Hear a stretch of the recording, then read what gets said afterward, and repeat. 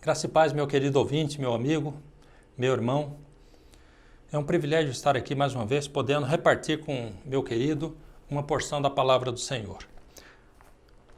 Eu vou ler aqui um texto das Escrituras e a gente vai falar um pouquinho do que significa esta palavra de Deus. E havia entre os fariseus um homem chamado Nicodemos, príncipe dos judeus. Este foi ter de noite com Jesus e disse-lhe: Rabi, bem sabemos que és mestre vindo de Deus, porque ninguém pode fazer os sinais que tu fazes se Deus não for com ele. Jesus respondeu e disse-lhe: na verdade, te digo, que aquele que não nascer de novo não pode ver o reino de Deus. Disse-lhe Nicodemos: como pode um homem nascer sendo velho? Porventura, pode tornar a entrar no ventre da sua mãe e nascer? Jesus respondeu: na verdade, te digo, que aquele que não nascer da água e do Espírito não pode entrar no reino de Deus. O que é nascido da carne é carne, e o que é nascido do Espírito é Espírito. Nós temos aqui esta porção da palavra do Senhor, onde esse homem, líder dos judeus, Nicodemos, ele vai encontrar com o Senhor Jesus Cristo e vai encontrar Jesus à noite, que esse homem era um ensinador da palavra de Deus.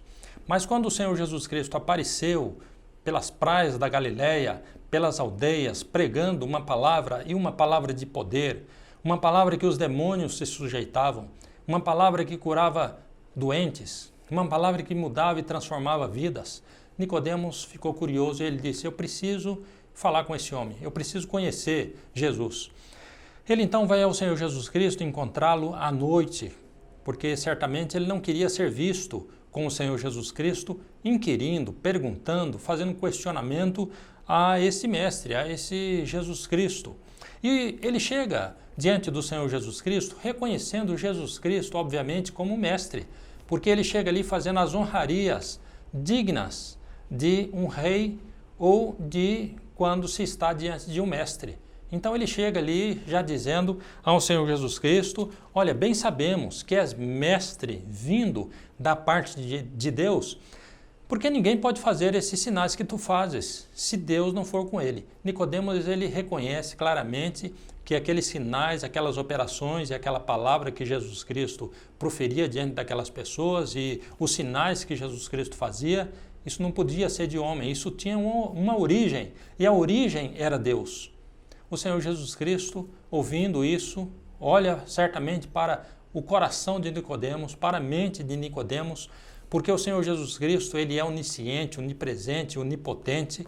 É verdade que nesse tempo aqui, ele foi destituído dessas características para vir, para morrer na cruz, né? Mas o Senhor Deus, ele tem essas características de prescrutar o coração do homem, de sondar o que está lá no íntimo do coração do homem.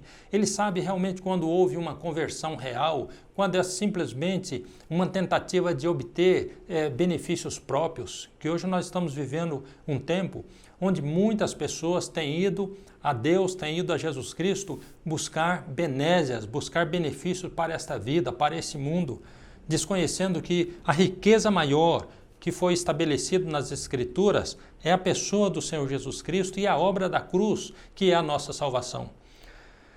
Jesus Cristo, então, ele define aqui nesse texto, define aqui nesta palavra para Nicodemos, meus queridos, o critério para se ver o reino de Deus e para se entrar no reino de Deus. E o critério aqui nós verificamos que é o novo nascimento, é nascer de novo, é se tornar uma nova criatura. No reino de Deus não vai entrar nada velho. E também ninguém pode servir ao Senhor Jesus Cristo, servir a Deus, com uma mente velha, com uma natureza velha. Jesus Cristo, ele veio para mostrar isso, que precisa haver novo nascimento. Ou seja, precisa haver esta modificação de vida, precisa haver essa mudança na natureza. Eu quero estudar rapidamente isto aqui com meus irmãos, porque sem nascer de novo, ninguém vai poder entrar no reino de Deus.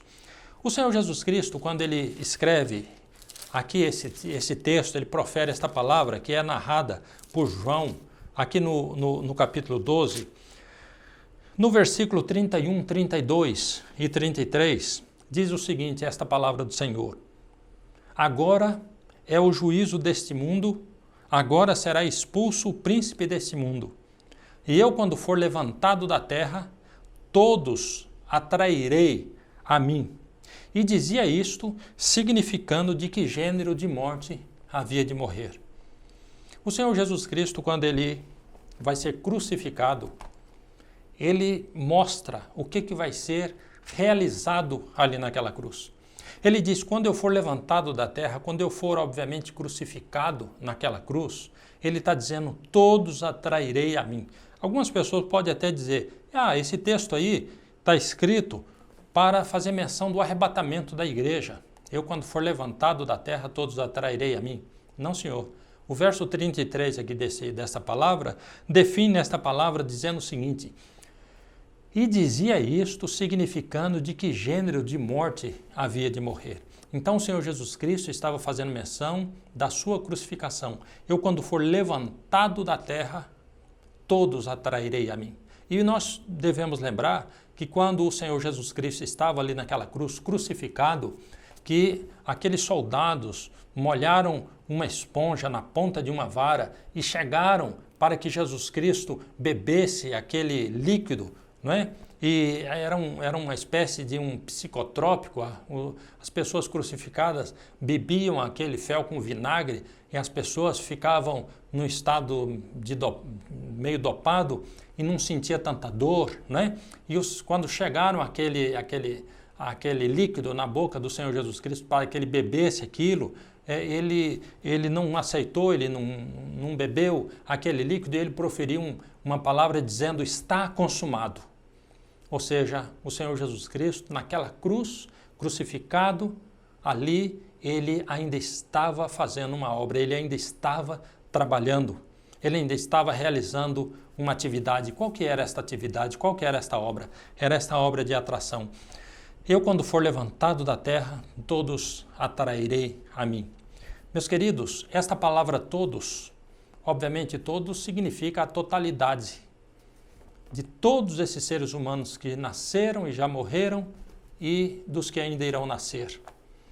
Todos ele atraiu a si, dando-nos a entender que a morte do Senhor Jesus Cristo foi realizada para alcançar todos nós, eu e você que está me ouvindo. Pela morte do Senhor Jesus Cristo, por aquele sangue vertido naquela cruz, você foi alcançado, você foi abençoado, você foi regenerado.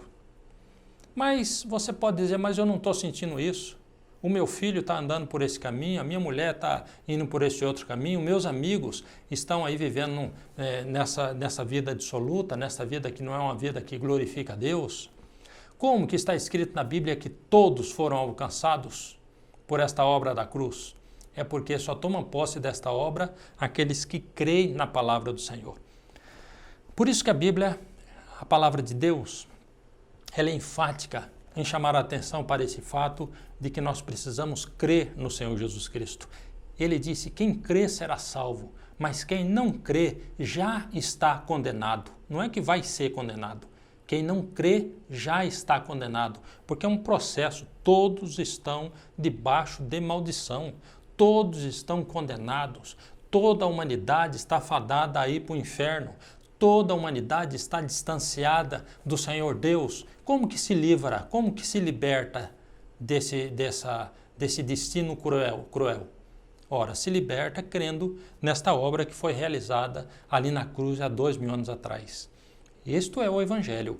O Evangelho é a morte, é o sepultamento e a ressurreição do Senhor Jesus Cristo e é a nossa identificação nesta obra. Jesus está dizendo, eu quando for levantado da terra, todos atrairei a mim. E você precisa crer que esta obra da cruz feita há 2000 anos atrás foi feita porque Deus te ama, Jesus Cristo te ama e te ama individualmente. O apóstolo Paulo ele escreve lá no livro de Gálatas, no capítulo 2, verso 20, o seguinte, ele diz, já estou crucificado com Cristo e vivo não mais eu, mas Cristo vive em mim. E a vida que agora vivo na carne, vivo-a na fé do Filho de Deus, o qual me amou e se entregou a si mesmo por mim. Perceba que esta obra da cruz, ela foi feita para você, para mim. É uma obra individual. Ninguém vai poder ser salvo e levar os outros para o reino de Deus. A esposa não vai ser salva porque o marido é cristão. Os filhos não vão ser salvos porque a mãe é cristã. Cada um vai ter que dar conta de si diante de Deus. Por isso que existe no nosso tempo este apelo para que a humanidade creia no Senhor Jesus Cristo, tome posse da vida eterna para viver uma vida e uma vida de bênção, uma vida de graça e uma vida de vitória. Pai Santo, muito obrigado pela tua palavra. Peço que toque, meu amado Pai, nesta vida, que tenha ouvido esta palavra, neste coração, e, ó Deus, que ele possa receber este Evangelho, receber Jesus Cristo, ser abençoado para a glória única do nome do Senhor Jesus Cristo. Em nome de Jesus Cristo. Amém. Que Deus abençoe você, Deus abençoe a sua casa, a sua família, em nome de Jesus Cristo.